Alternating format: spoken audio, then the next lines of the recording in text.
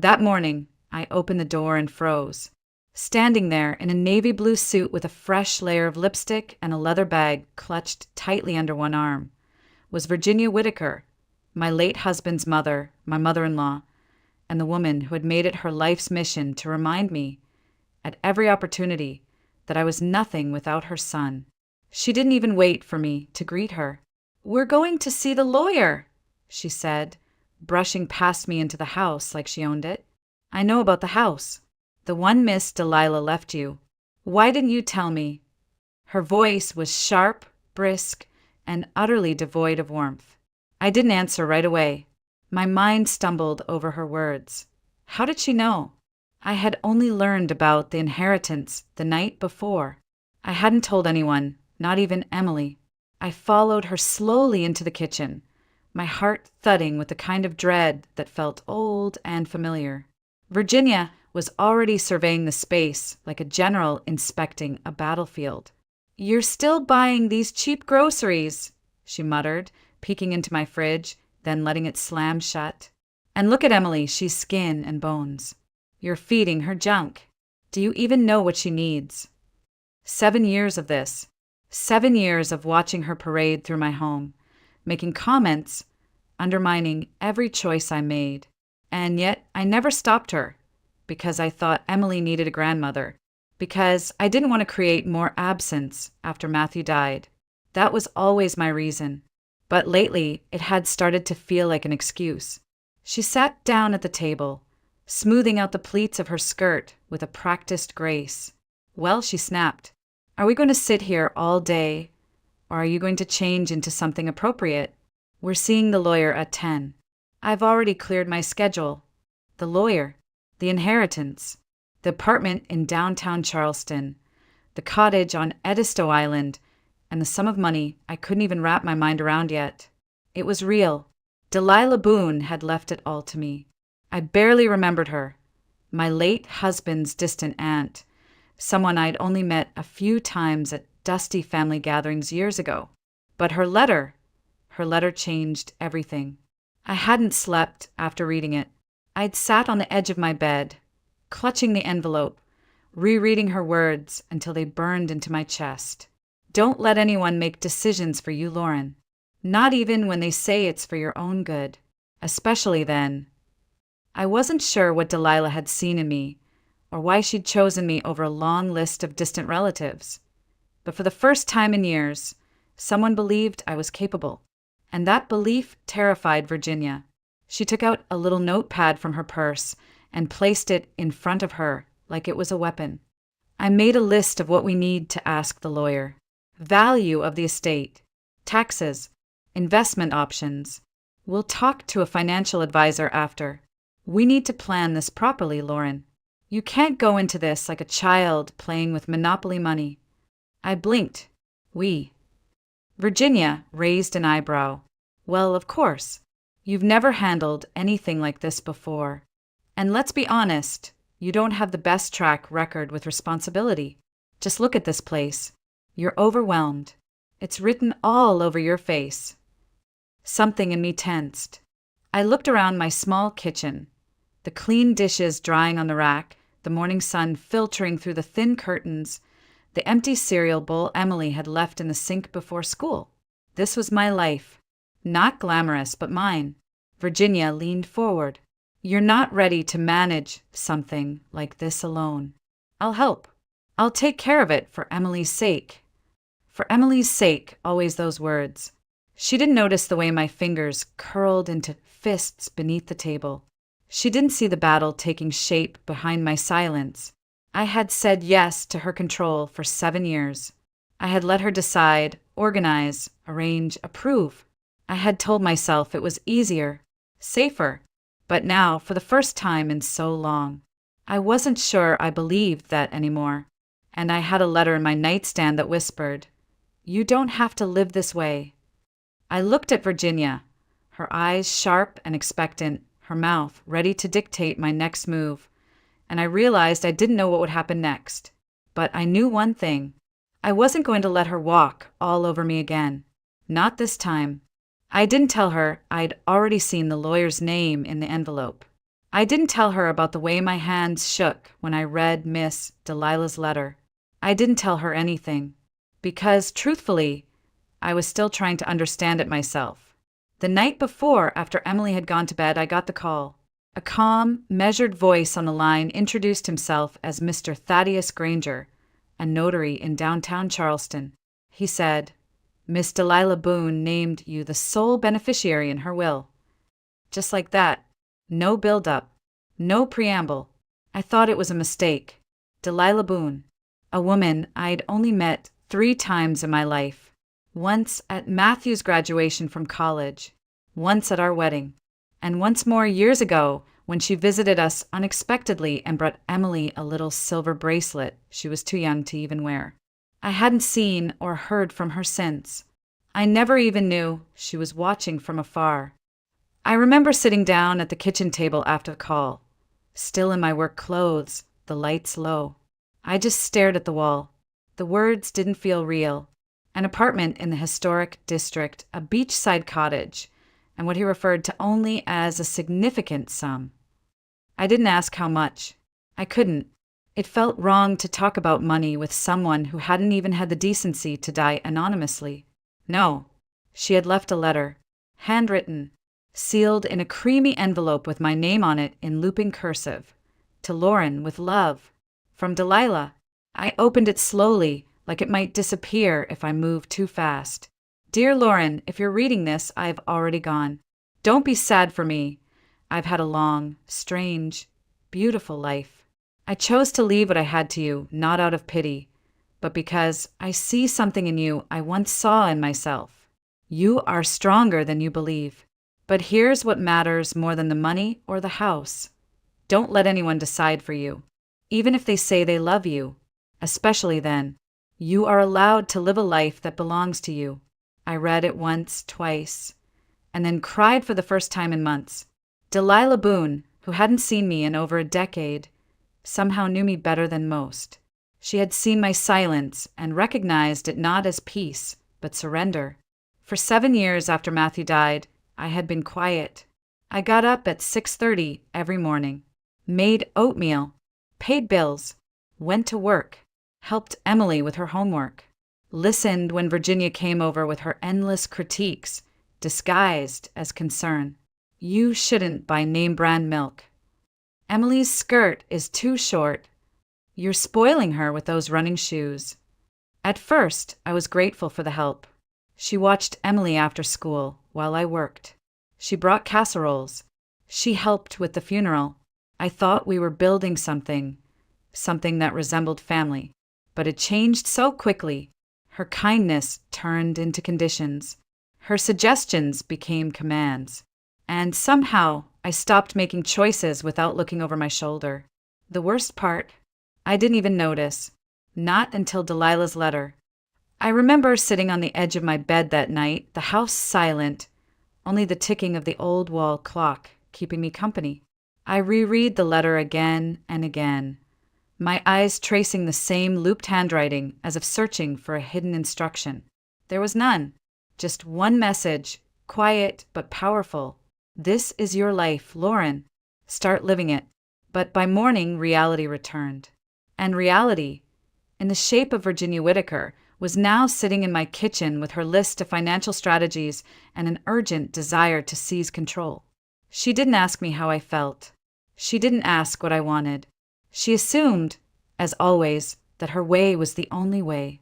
I stood at the sink and watched her sip her tea. "More sugar," she muttered, not even asking. I added 2 teaspoons and stirred slowly. My fingers were steady, but my chest was tight. "After we visit the lawyer," she said, "we'll stop by the bank. Then we'll need to schedule an appraisal. The apartment might be worth more than what they quoted. I'll handle the calls. You can focus on keeping things running here." I turned around and looked at her, really looked. Her eyes were sharp, calculating, but behind them there was something else. Fear, not of me, but of what this inheritance meant. It meant I didn't need her anymore, and she knew it. She smiled, too sweet. "You're lucky to have someone like me guiding you through this." I didn't smile back, because for the first time in a very long time, I wasn't sure I wanted to be guided at all. The lawyer's office was an old colonial building tucked between restored townhomes on Queen Street. It had white shutters, ivy curling up one side, and a brass nameplate so polished it looked new. I stood on the sidewalk, hands in the pockets of my coat, trying to summon the courage to go in. Beside me, Virginia adjusted her scarf with a practiced snap of her wrist. "We're 5 minutes early," she said. "That's good. Gives us time to go over the questions again." She opened her notepad and began reading aloud, as if I hadn't heard it all 5 times already. First, total value. Second, any pending taxes. Third, estimated time of transfer. And fourth, how we'll manage this responsibly. "I've made a budget outline. You'll thank me later." I didn't answer. My breath fogged in the chilly air. I thought about Delilah's letter again. I hadn't brought it with me, but I could feel its weight in my memory, like it had stitched itself into the lining of my coat. We were shown into a warm paneled office by a young assistant with red glasses and a clipboard. Mr. Thaddeus Granger stood as we entered. He was in his 60s, sharp in a 3-piece suit, silver hair combed neatly back, and eyes that immediately flicked from me to Virginia and back again. "Mrs. Whittaker," he said, shaking my hand. "I'm glad you could come. Please have a seat." "I'm her mother-in-law," Virginia inserted quickly. "I'm here to help her navigate all of this. She's never handled anything like it." Mr. Granger gave her a polite nod. "Noted." We sat. He opened a thick folder, adjusted his glasses, and began to speak in a calm, steady voice. "Miss Delilah Boone left a will with very clear stipulations. She named you, Lauren, as her sole legal heir. The estate includes a fully paid townhouse in the historic district, a beach property on Edisto Island, and a financial portfolio currently valued at $3.2 million. The inheritance was prepared in full compliance with South Carolina law. All documents are notarized and pre-cleared." Virginia inhaled sharply. 3.2. Good Lord. Mr. Granger continued. "Delilah Boone also left something else. A personal letter, specifically for you and for your eyes only." He pulled a small, white envelope from the folder and passed it across the table to me. My name was written on it in Delilah's soft, looping hand. Virginia immediately leaned forward. "What does it say?" Mr. Granger shook his head gently. "I'm afraid this is a private letter. Miss Boone made that clear." Virginia's lips thinned, but she said nothing. I slipped the envelope into my purse without opening it. I didn't need to. I already knew what she'd say. Then came the forms, disclaimers, legal documents, signatures. The mood shifted from solemn to mechanical. I signed where instructed. Mr. Granger explained timelines, taxes, estate verification, and 100 other things I barely heard. Virginia took notes like she was prepping for a board meeting. Every now and then she'd elbow me slightly and whisper, "Make sure you ask about the utilities," or "Get clarification on capital gains." But I didn't need clarification. I needed space. When we stepped outside again, the afternoon sun had warmed the sidewalk. I felt dizzy, like the world had tilted slightly under my feet. Virginia walked beside me, her heels clicking like punctuation marks. "We'll need to go see the townhouse tomorrow. I want to check the structure, and we'll call a financial advisor. Oh, and you'll need to change the title on the property deed. I'll call my friend at the registry." I stopped walking. "Virginia." She turned, halfway through pulling out her phone. "Yes." "I appreciate that you want to help," I said carefully, choosing each word like it might explode. "But I need to handle this myself." She blinked. "Handle what?" "Lauren, this isn't buying a couch or budgeting groceries. This is serious money. Properties. Investments. This is for Emily's future." "I know," I said, "which is why I need to do it the right way for her and for me." She tilted her head. "You think I don't know what's right?" "I think," I said slowly, You've spent so long deciding what's best for me. You forgot to ask what I actually want." Her face turned pink. "Excuse me." I held her gaze. "I'm not signing over anything. No power of attorney. No shared access.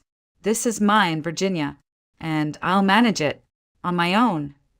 She laughed once, sharp and humorless. "You think you're ready for this?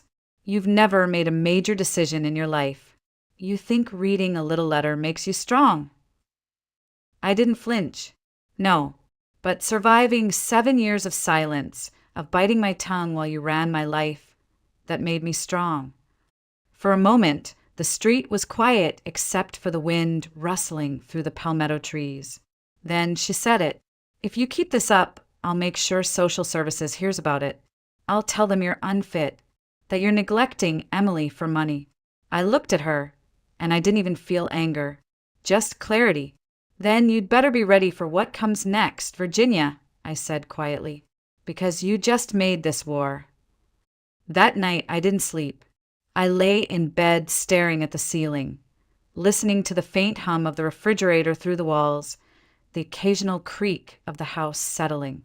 In the next room, Emily breathed evenly, her sleep untouched by the storm unfolding outside her awareness. I wanted to protect that peace for as long as I could. I replayed Virginia's threat in my head, word for word.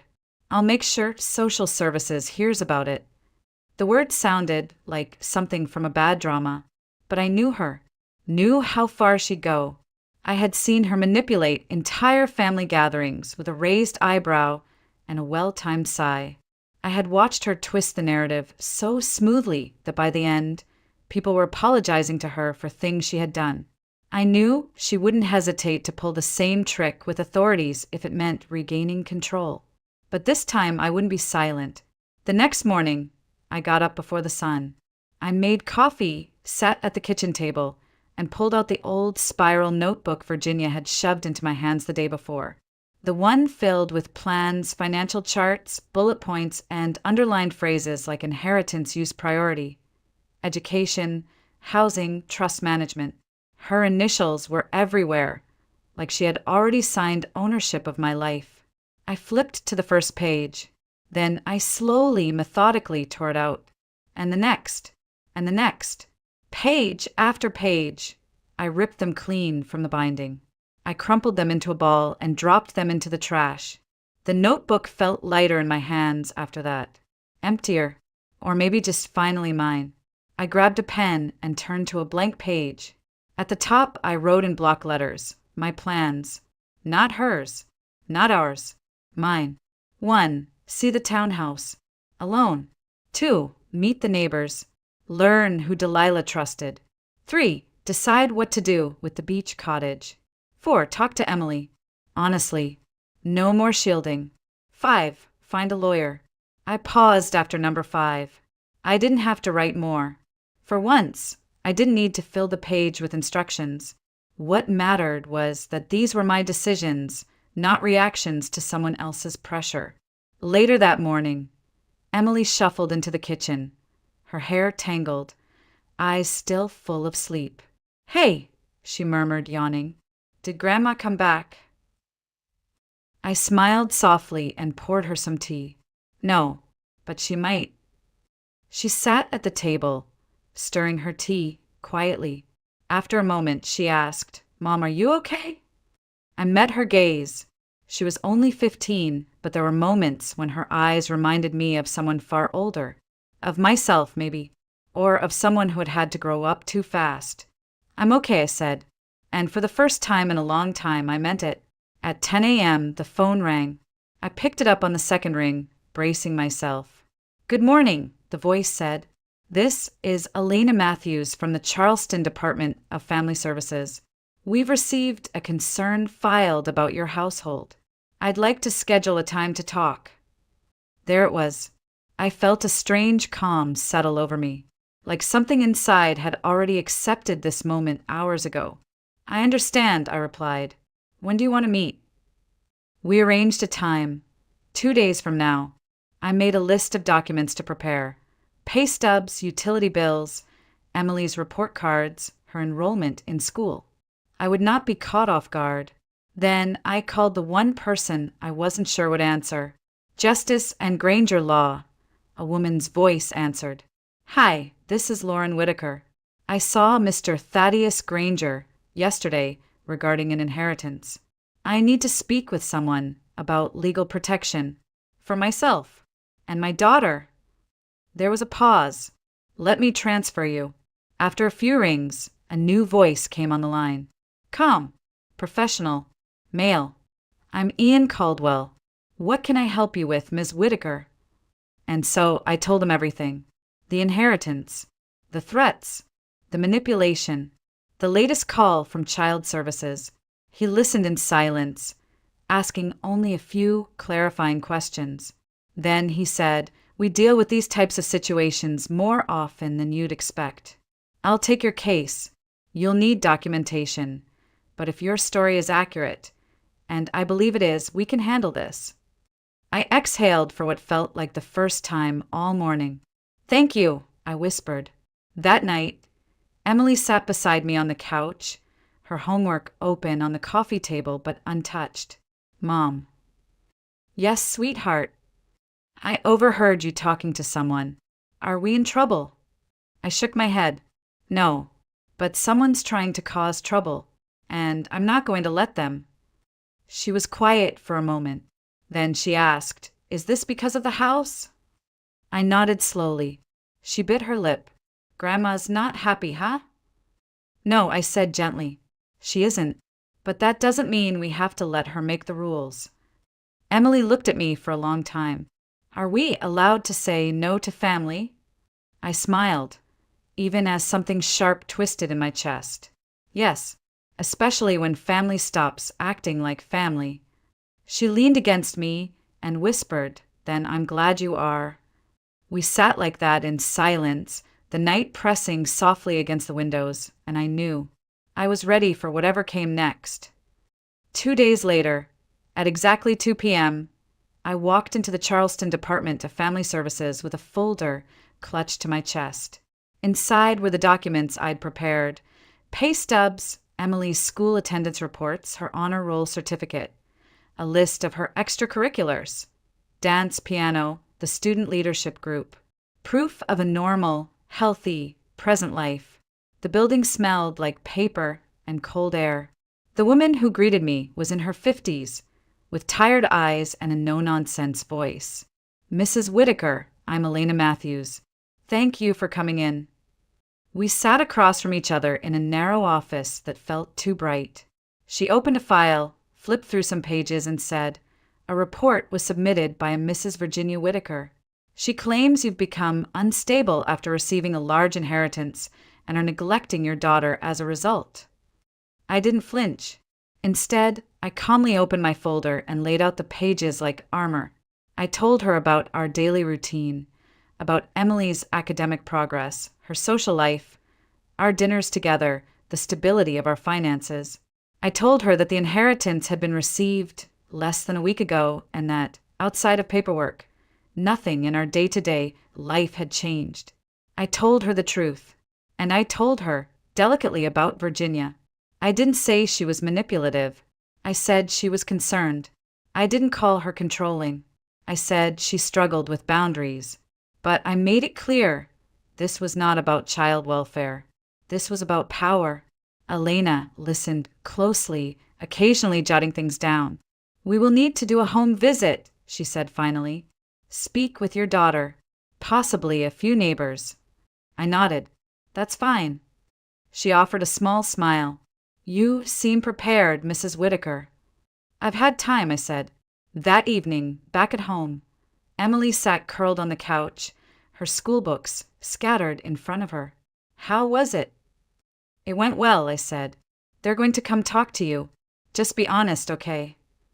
Okay, she nodded. I will.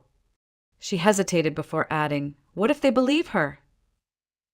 I paused. Then I sat beside her and took her hand. Then we show them the truth. Together. The next morning, the second attack came. I was drinking my coffee when the landline rang. One of the few times anyone ever used it anymore. "Hello." A voice I hadn't heard in years answered. "This is Cynthia Whitaker," she said flatly. "Virginia's daughter. My sister-in-law. She lived in Columbia and hadn't visited in over 3 years." "I spoke with Mother," she said. "She told me everything. I can't believe what you're doing." I blinked. "What exactly am I doing, Cynthia?" "Cutting her out. Refusing to let her help. Taking that inheritance like it makes you better than the family who supported you." I laughed softly, not out of humor. "Supported me? Virginia controlled me. There's a difference." She huffed. "That's rich coming from you, Lauren. You were barely getting by. Now you think you're too good for help." "I don't need her to manage my life," I said calmly. "That doesn't make me ungrateful. That makes me a grown woman." She scoffed. "Well, just know, you're breaking this family apart." "I think it broke long before I said no," I replied and hung up. The next day, Virginia escalated again. I came home from work to find Emily sitting stiffly at the table. Her cheeks were red, her mouth tight. "Grandma came by," she said. I froze. "What?" "She brought someone. A man. She said it was her friend from church, but I think he was a lawyer. They talked about the will. She tried to ask me questions about you. If you seemed different, if you'd said anything strange." "I didn't say anything, Mom, I promise." I dropped my bag and pulled her into a hug. "It's okay, baby. You did exactly the right thing." I didn't cry in front of her, but I did later in the bathroom with the door locked. Not because I was afraid, not anymore, but because I was tired. Tired of the manipulation, tired of the threats, tired of the way Virginia treated love like a leash. The next morning, I met with Ian Caldwell, my lawyer, at his office. "She's pushing toward contesting the will," I told him. "She's planting doubt, talking about Delilah's state of mind, saying she was old and not thinking clearly." He nodded. "Typical angle. If we can confirm Delilah Boone was of sound mind when the will was drafted, and that you had no undue influence, she has no case." "I have her handwritten letter," I said, "and maybe more. There were neighbors, people Delilah trusted. She wasn't isolated." "Good," Ian said. "We'll need statements and medical records if we can get them." That afternoon, I drove to the townhouse. I hadn't seen it yet, not in daylight, not since I became its legal owner. It stood at the corner of a quiet block in south of Broad, with pale blue shutters and a wrought iron gate. There was ivy climbing the bricks and a mailbox with Delilah's last name still etched in brass. I stepped inside and something shifted in me. The high ceilings, the warm, worn floors, the old books on the shelves, and framed photographs on the mantel. It didn't feel like a stranger's house. It felt like someone had been waiting for me. I walked through the kitchen, into the sitting room, then upstairs into a small sunlit bedroom where a note had been taped to the vanity mirror. In Delilah's handwriting, "Trust yourself, Lauren. You are more capable than they ever let you believe." I smiled. Then I sat on the edge of the bed and whispered, "I'm ready." The following week blurred by in a haze of appointments and paperwork. I met with neighbors, gathered letters, checked every drawer in Delilah's house. One step at a time, I built my case. The home visit came midweek, calm, efficient, clinical. Ms. Elena Matthews showed up on a Wednesday afternoon with a clipboard and quiet shoes. She spoke with Emily in the living room while I made tea in the kitchen, pretending not to listen, though every word landed like a stone in my chest. When she finally stood to leave, she looked me in the eye. "She's thoughtful, grounded. I don't see anything concerning here, Mrs. Whitaker." I let out a breath I didn't realize I'd been holding. "However," she added, adjusting her coat, "your mother-in-law has been persistent. She's filed an addendum. Claimed you've been isolating Emily, not involving family, possibly out of resentment for your husband's death." I stiffened. "That's not true." She gave me a measured look. "I believe you, but others may not. You need to be prepared if this escalates. It already had. Later that night, I found a letter slipped under my front door. It wasn't in an envelope, just folded paper, creased and sharp-edged. I unfolded it slowly. The handwriting was unmistakable, tight, slanted, controlled. You're hurting Emily by cutting us out. You may think you're protecting her, but you're destroying what's left of her family. You'll regret this. I promise you that. No name, but she didn't need to sign it. I didn't sleep. Again, I sat on the balcony long after midnight, watching the breeze lift the Spanish moss from the trees across the street. I thought of Matthew, of how he used to sit in silence beside me, thinking the world into stillness. I missed his quiet steadiness. But more than that, I missed the illusion that his mother couldn't still reach through the walls.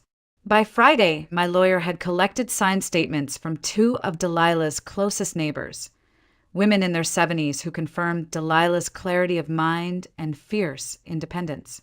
She hated interference, one of them wrote, especially from people who thought money gave them permission to control others. The timing couldn't have been better, because Saturday morning I was served. A man in a windbreaker knocked on my door at 9:13 a.m. I opened it with Emily standing behind me in her socks, holding a bowl of cereal. "Lauren Whitaker?" the man asked. "Yes." "You've been named in a petition to contest the Boone estate. Here are your documents." He handed over a manila envelope and walked away without another word. Emily looked up at me. "Mom." I closed the door, locked it. Then I opened the envelope. Inside, 14 pages of legal intent. Virginia was officially contesting Delilah's will. Her claim? That Delilah had been coerced by me, that I'd taken advantage of a lonely old woman, manipulated her to disinherit blood relatives, and that, as the matriarch of the Whitaker family, she had rightful claim over the estate for the protection and unity of the family line. Unity. She used that word like it meant control. I called Ian. He was calm, even amused. "This is desperation, Lauren. Weak footing. Her claims are emotional, not legal. And we now have 3 signed statements from people who interacted with Delilah regularly. They all say the same thing. She was lucid, independent, and she adored you."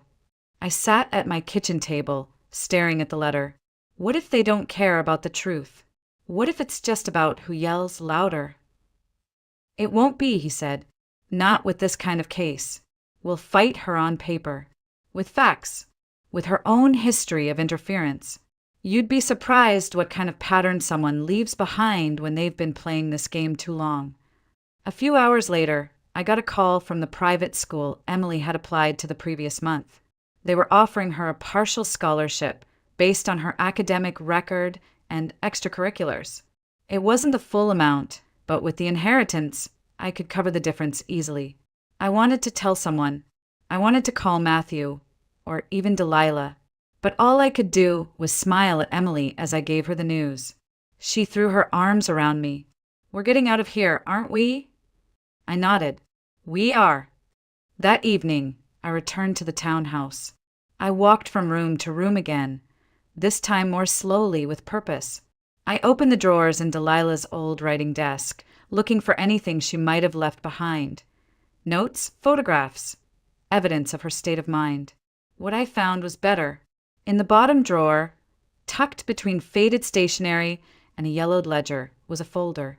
Inside were several letters written to Delilah from Virginia, and they weren't kind. One in particular stood out. Dated 2 years before Delilah's death, it read, "You have no idea what Lauren's really like. She'll use you if you let her. She's always been selfish. She hides it behind that sweet voice and weak posture, but trust me, she's not who you think she is." Delilah had underlined that last sentence and written beside it in firm ink. Maybe I'm the only one who actually sees her. I closed the folder with shaking hands.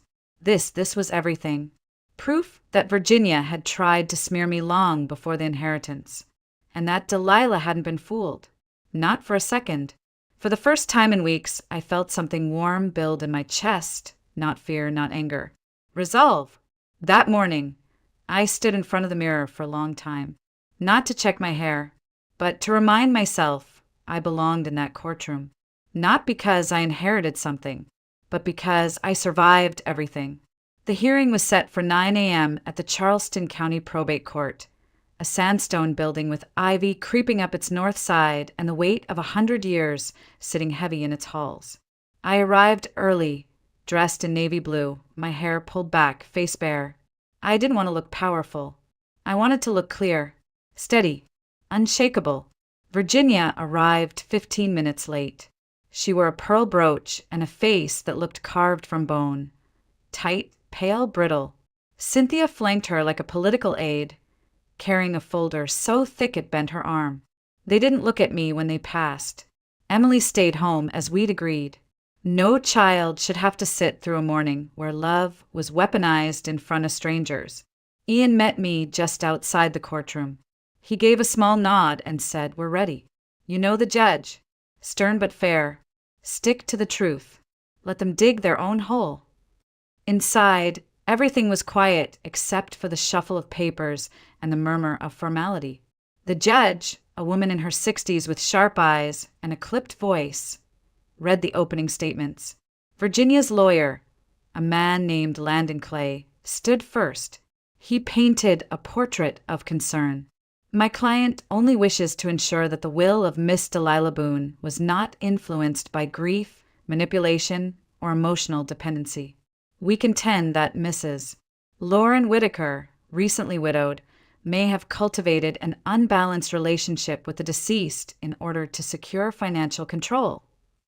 I felt my jaw tighten. Ian stood next. "Calm. Steady. No theatrics. We will demonstrate that not only was Miss Boone entirely of sound mind when she revised her will, but that the claimant, Mrs. Virginia Whitaker, has a documented history of attempting to control and intimidate both the deceased and the primary beneficiary. We have signed statements, medical reports, and personal correspondence that support this." Then it began. They questioned me for over an hour about my relationship with Delilah, when it began, how often I visited, why I was named in her will and not anyone else in the family. I answered truthfully, no embellishments, just the shape of what happened. She invited us over every Thursday, I said. She taught Emily how to play checkers. She told stories about the history of Charleston, the Boone women, how every generation passed something on except the last. She said she was tired of legacy being measured in dollars, that she wanted her house to be a space of healing. Clay scoffed. "Sounds poetic." I shrugged. Delilah was. When it was Virginia's turn, she stood like a statue, her voice polished and theatrical. "Delilah was lonely," she said. "She was vulnerable. And Lauren, well, I don't want to speak ill, but she knows how to seem small. It's a performance. She convinced Delilah she was the only one who cared, when really she just wanted control." The judge raised an eyebrow. "Do you have evidence of coercion?" Virginia hesitated. "No, but I know her. I've known her for 15 years.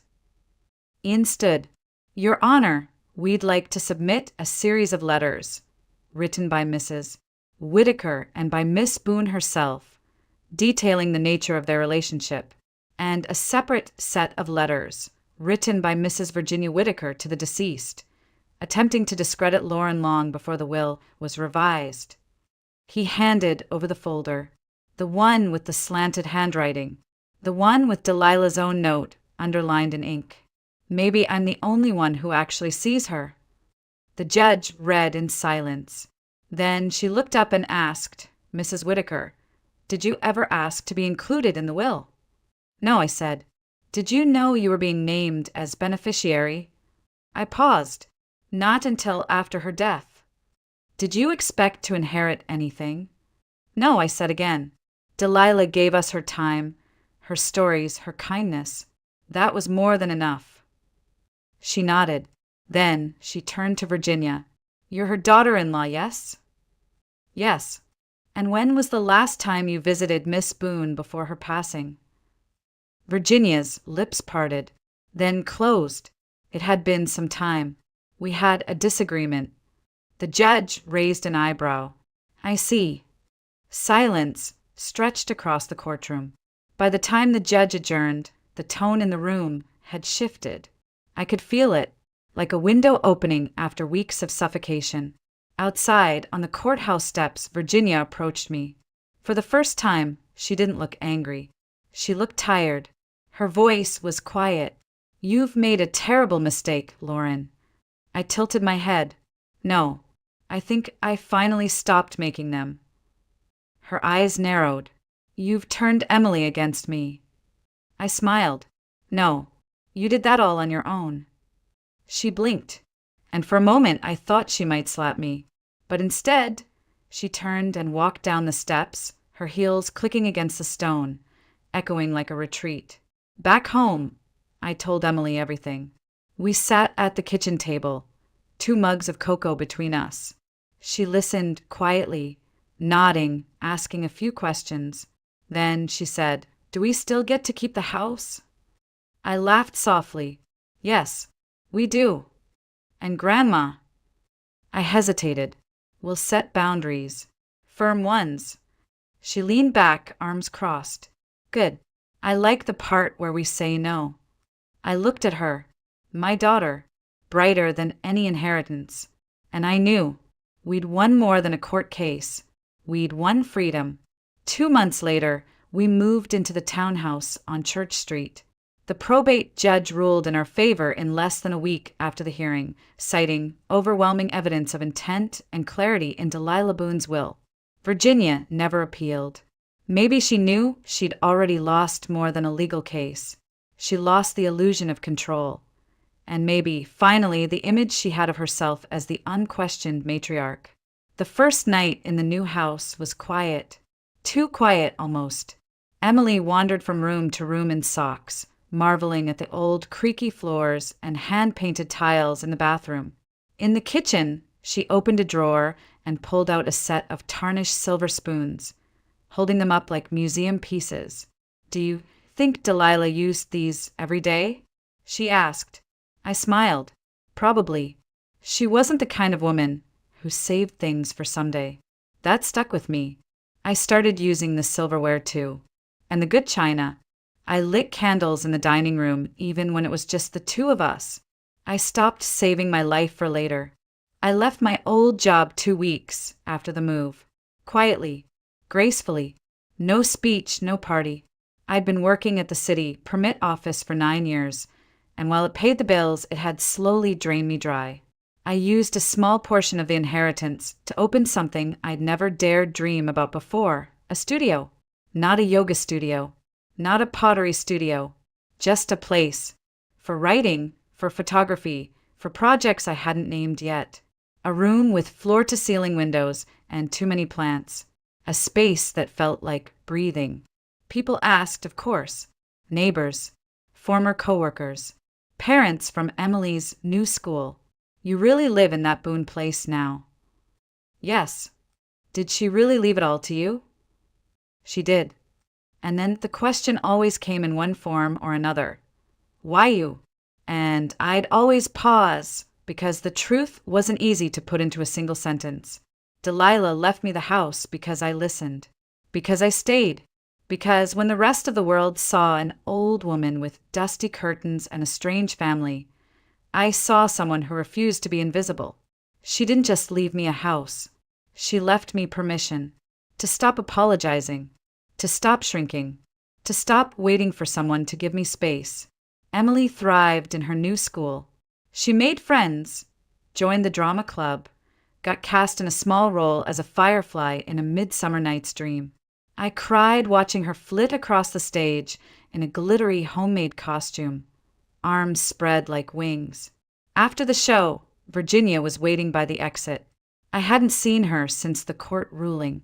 She stood near the brick wall, dressed in black, not out of mourning, but performance. "I just wanted to see her," she said. "That's not a crime, is it?" I nodded. "No, but surprising us like this? Not the way." She looked tired, older than she had just 2 months earlier. Her hands clutched a small gift bag with tissue paper sticking out at odd angles. I brought her something. I took it gently. I'll give it to her. She hesitated. I'm not the villain you think I am. No, I said. You're the woman who let fear wear the face of love. She blinked. I didn't flinch. Then I turned and walked away, the gift bag rustling softly in my hand. Back home, Emily opened it and found a charm bracelet with a single letter E and a note that said, "For all the birthdays I missed. Love, Grandma." She looked up at me. I didn't tell her to forgive. I didn't tell her to hate. I just said, "It's your choice." She put the bracelet in a drawer. "Maybe later," she said. And that was enough. Spring came early to Charleston that year. Azaleas bloomed along the fence line. The air smelled like citrus and sunlight.